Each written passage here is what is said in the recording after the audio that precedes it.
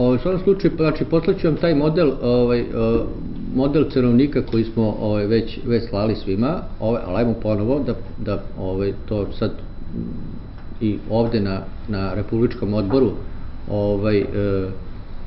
analiziramo i da poslaću vam revidiran spisak specijalnosti koje smo ja, Miroslav, Brana i tako dalje, svi koji smo bili tu, i Neša isto učestvuje, i Branka i tako dalje, koji smo napravili, i da na sledećem, znači, sastanku konkretno možemo da pričamo, naći ćemo tih 9 platnih razreda. Šta znači tih 9 platnih razreda?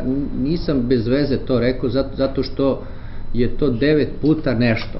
Znači, ako je 9 puta nešto, onda mislim da tu ima interesa da to prihvatimo kao jedan od... Pogleda kako da je model. Da, treba biti jako oprezno sa tim. Da.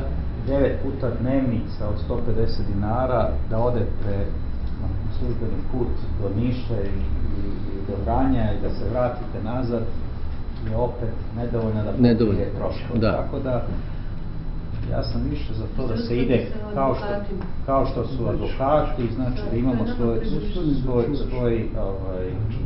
cenovnik koji bi se trebao prilagoditi onome što koriste advokatska komora, možda u zavisnosti od toga šta je tako, ali da se ne vezujemo za plate u državnoj upravi, to... Mogu ja samo da dodam? Da. Advokatska komora ima taj pravilnik o nagradi za njihove advokatske usluge, između ostalog, ishodno tome kolika je kazna zaprećena. I vrednost spora. Različita je vrednost njihovog rada prema kazni koja je zaprećena. I vrednosti spora.